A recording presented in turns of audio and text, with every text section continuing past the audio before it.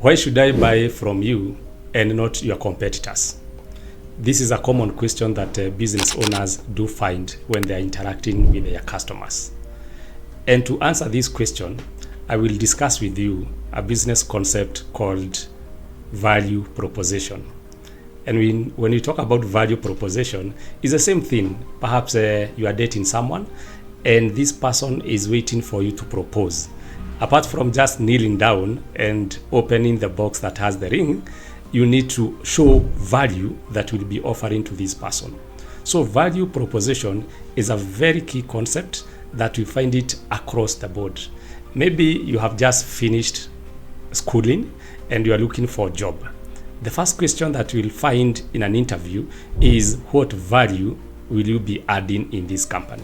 So to help you unpackage these important concepts, I will use the power of 3 P's. 1, the problem. 2, the promise. And number 3, the proof. We start with the problem. The problem is before you can offer any value, and it's good to understand that value is the benefit that you get over and above the cost that you invest in anything. For instance, if I am to sell you a computer, I bought this computer at 100,000, I need to sell you at a higher price than what I bought it for. So if I sell it to you at 120,000, the extra 20,000 is the value that I'm getting from doing this business. So it's the same thing. So when we talk about the 3 P's, problem, promise, and proof, the first question is, what problem are you solving? Let me take an example of the public service sector in terms of public transport, PSV. Now, what we are used to in Kenya is the use of matatu. But when you're using a matatu to go to work, we face many challenges. One, matatus, when you board, you experience a lot of loud music. Some people, they are not very comfortable with that kind of a music. Number 2, the matatu will keep stopping at every stage. Probably you are in a hurry. Number 3, matatu will drop you at a stage which is not very close to your preferred destination. So that's a problem. And someone somewhere thought about, how can I solve this problem that pedestrians or passengers are having? And the question you also want to ask yourself, what problem is your business going to solve or going to solve in the society? Once you are able to fix and to identify the problem, now you can come up with the solution.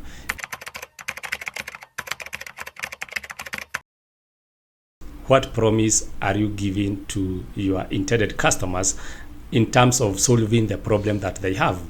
So as we have discussed, the problem that most people used to have in terms of using matatus is noise. They are very slow and they will drop you into a destination that it's quite far from your preferred dropout location. So Uber comes with a promise and they tell you that you don't have to worry about loud music.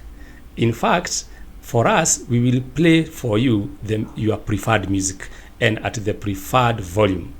Uber again comes and gives you a promise and they tell you that once you board our car, we will not stop in any other stage. We have your full attention and we will ensure that you arrive at a time that we have discussed with you. Uber then promises you that you don't have to worry about the dropout point, because they will drop you at the point that you preferred to the doorstep. Also, Uber tells you that unlike in matatu, we will ensure that you don't go to a journey with passengers that you are not, that are stranger to you, people that you don't know. And therefore, this is the promise that the Uber gives someone. In terms of Airbnb, they tell you that you don't have to worry about getting favorable prices, because we have a website, and anytime you want to visit a place like Mombasa, Eldoret, you can just log in into the website and you see what is on offer. And the good thing is that even the price has already been negotiated for you. If you want to even verify whether these are credible sources, they have done all that for you. So the question now is, what are you promising your potential customers? If it is you have attended a job interview and you are being asked, what value will you add to this organization? So what is your promise? Is it the same thing that we normally say, that I can work under high pressure, I can work with the least supervision, that I'm a team player? That's the question that is being asked. Maybe it is you are dating and you are looking for someone to settle down with. The question is, why should I commit the rest of my life to you? What promise are you giving me? So when you are in business, it is very important to understand that just identifying the problem is not good enough. It is important that you also ask yourself, what promise am I giving to these people? And maybe also it's good to understand the concept that politicians use. The politician, for them to be voted, they first identify the problem. They come and talk about how the predecessor or the incumbent is not doing roads, is not doing bridges, or is involved in corruption. They identify a problem. And what promise do they give you?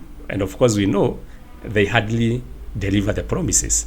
They say, we will do bridges, we will be involving you in community projects, we will hire 1 million of you and give you jobs. So those are the promises.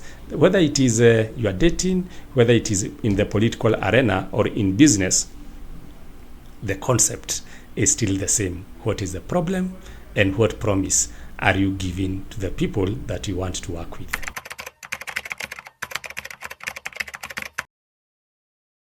When it comes to value proposition, the third P is very important, because it's about proof.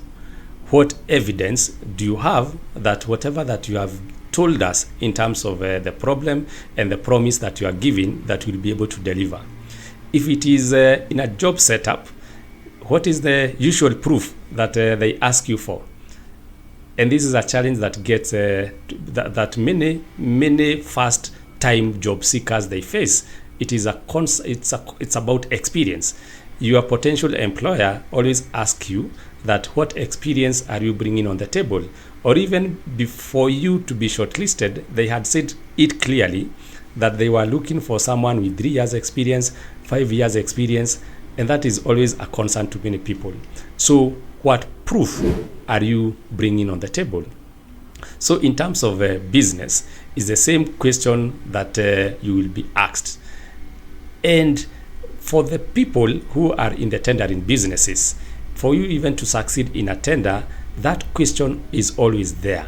When you are asked, can you provide us with the testimonials? Which are these other organizations, which are these other companies that you had worked for, or you had given them this kind of service that you want to give us to give to us? So evidence, which is the same as proof, is very important for us to close this gap of value proposition. Now let's come to the example that I had given before.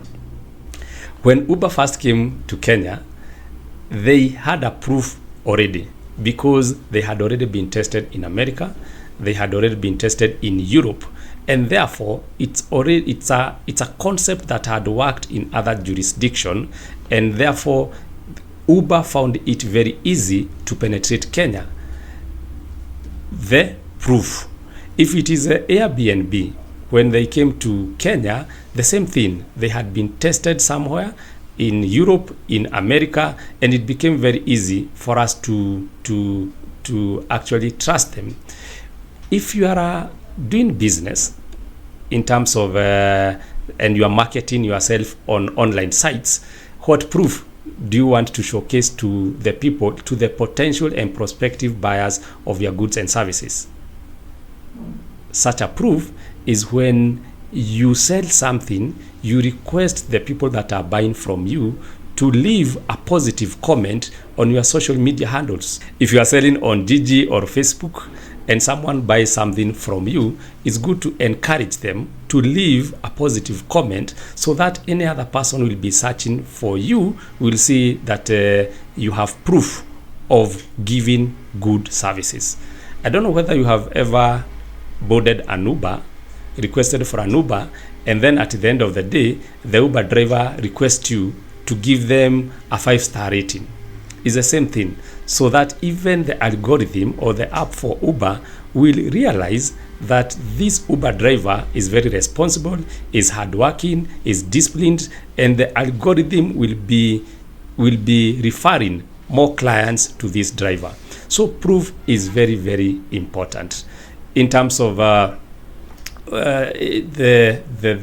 business, proof can also come in terms of the financial muscle. Are you able to handle this kind of a contract? For a business to succeed, the value proposition has to be put into consideration, and the value proposition has got 3 parts: the problem, the promise, and the proof. My name is Dr. Alex Kamau. I'm a business consultant, I am a lecturer, and an entrepreneur. If you are interested to see more of this video and content, kindly remember to share, like, and follow the link below.